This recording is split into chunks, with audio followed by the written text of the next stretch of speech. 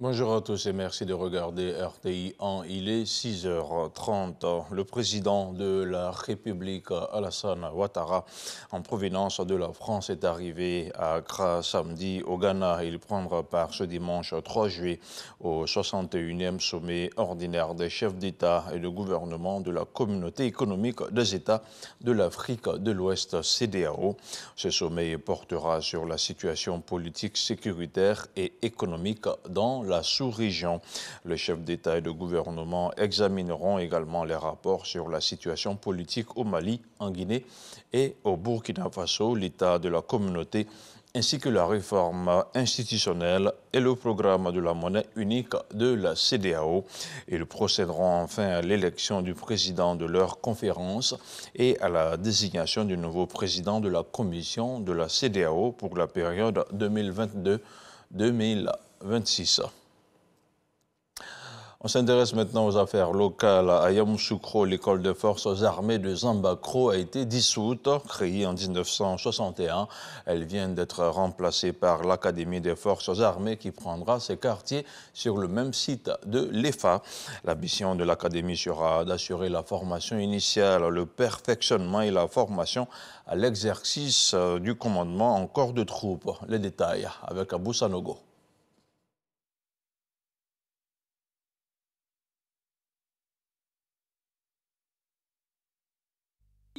L'école des forces armées de Zambakro a formé 52 promotions d'officiers, soit 2676 officiers provenant de 12 pays d'Afrique de l'Ouest et du centre, dont 36 sont devenus des généraux. Après 60 années d'existence, l'EFA, l'école des forces armées, est dissoute.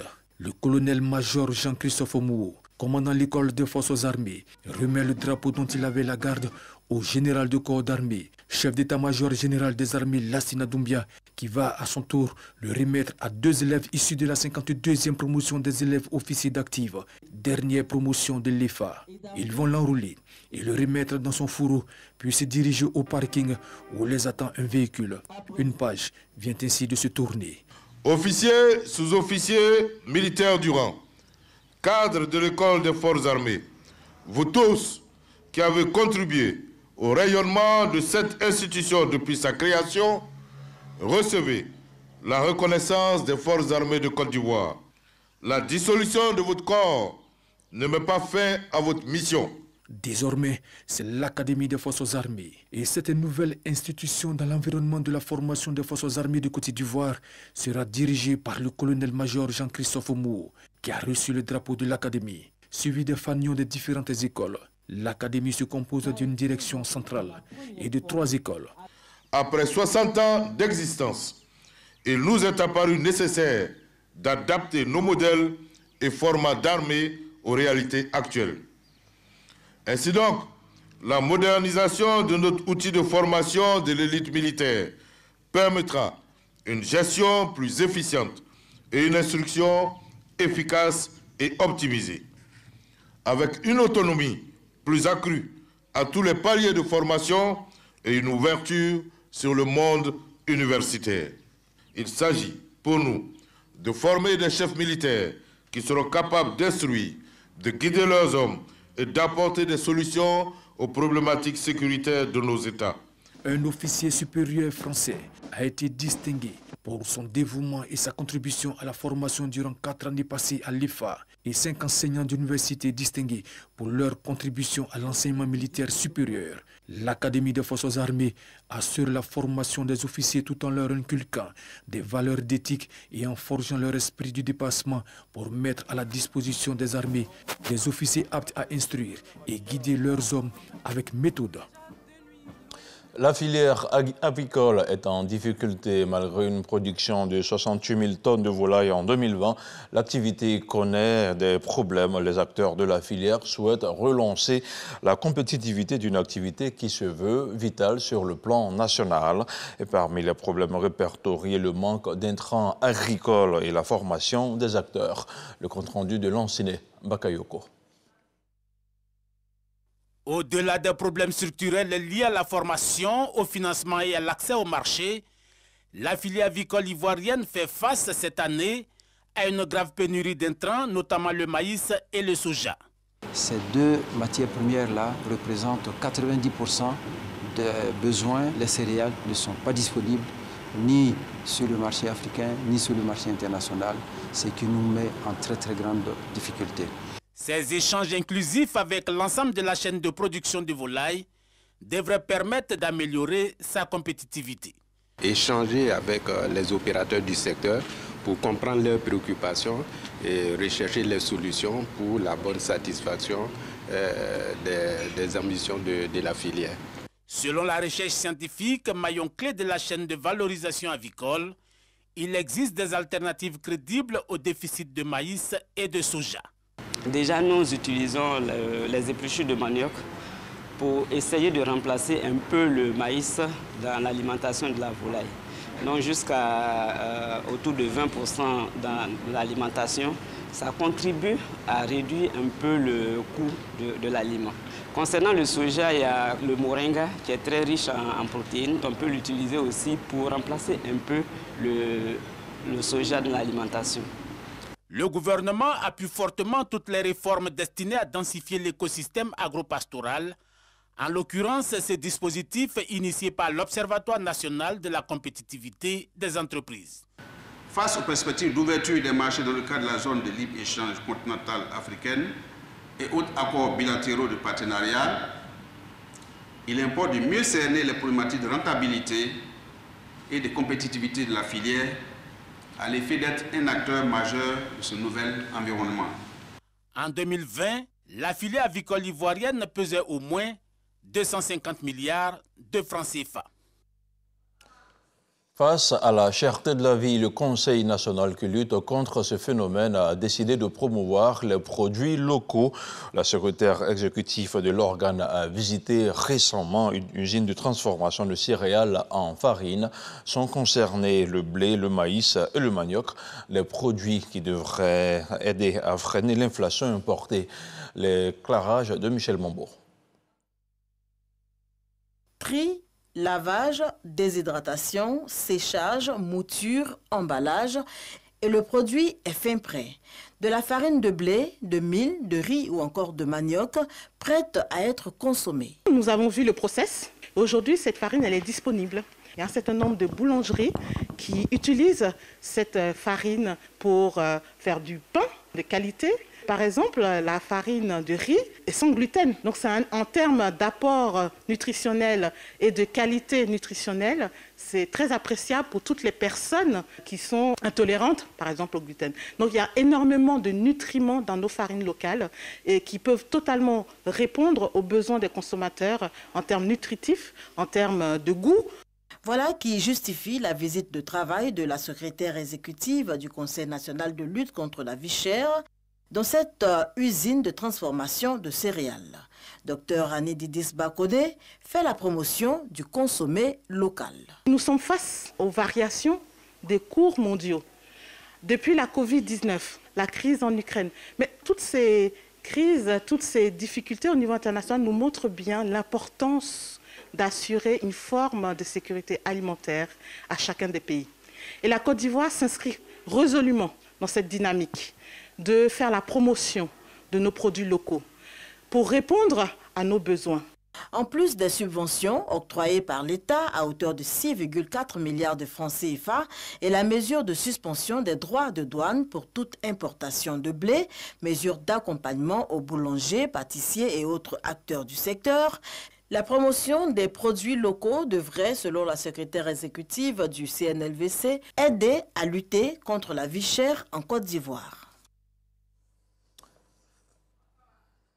Jeudi dernier, il s'est tenu à Grand-Bassam un séminaire de formation à l'intention d'une trentaine de journalistes et de communicants sur la vision Côte d'Ivoire 2030. Organisé par le cabinet du Premier ministre, ce séminaire vise à favoriser l'appropriation de la vision 2030 et à échanger sur les articulations du partenariat État-secteur privé. L'éclairage de Jean-Luc Bangbo. La Côte d'Ivoire, puissance industrielle à l'horizon 2030.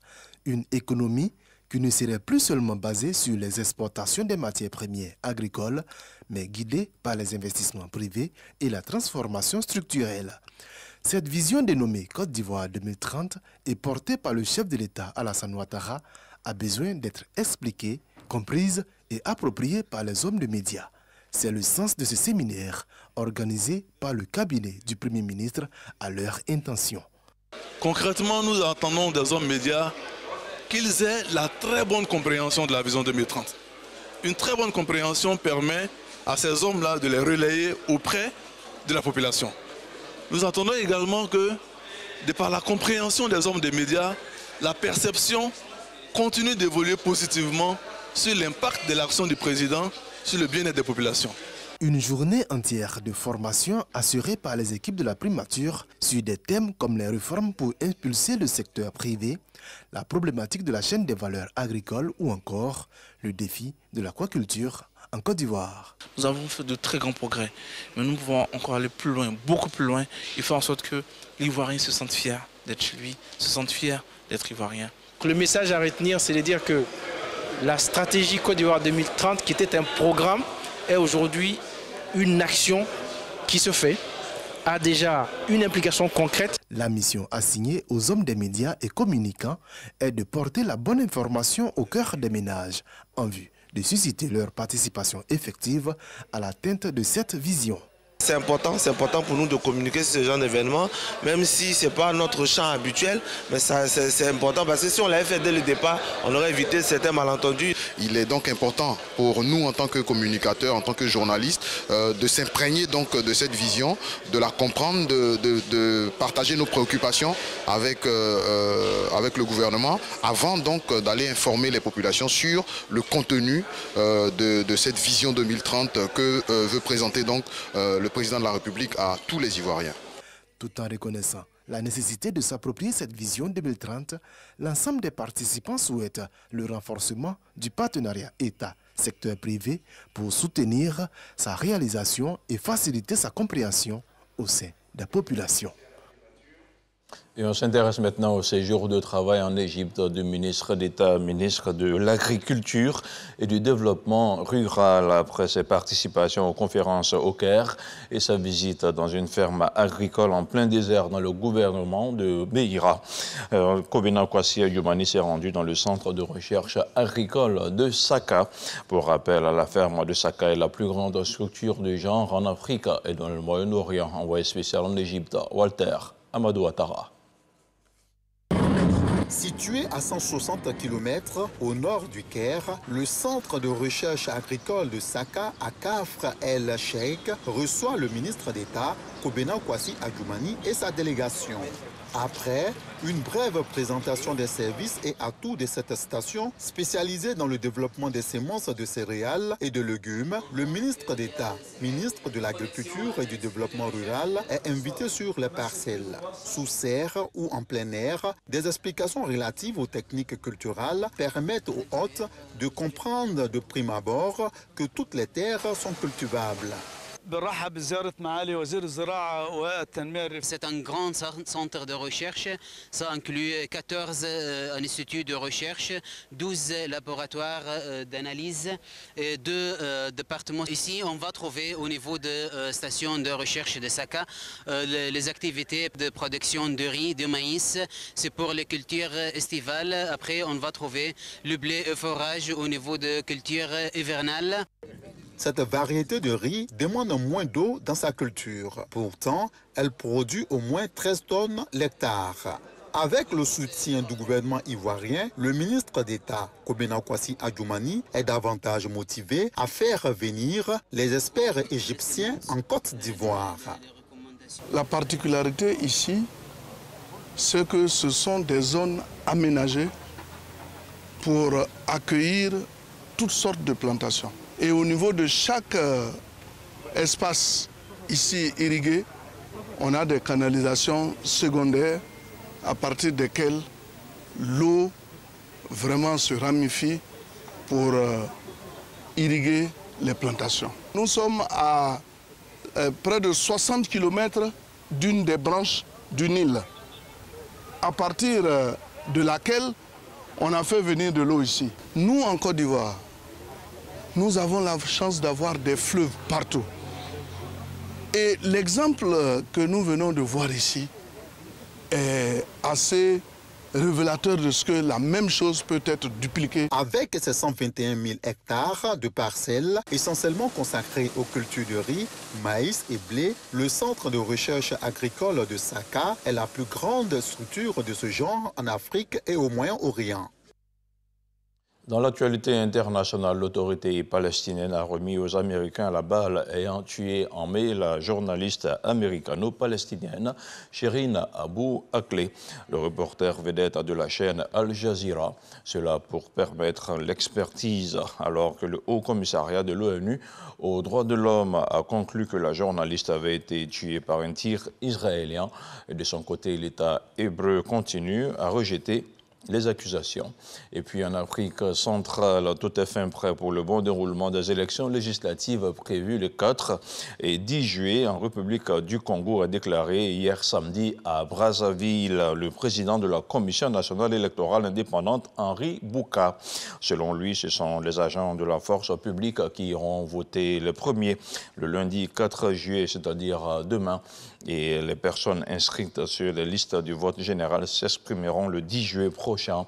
Il est bon de rappeler qu'environ 2,8 millions d'électeurs congolais se rendront aux urnes cette année pour élire leurs députés et leurs conseillers municipaux. Et voilà, c'est la fin de ce flash d'information. Merci de suivre RTI. On se retrouve demain à 6h30.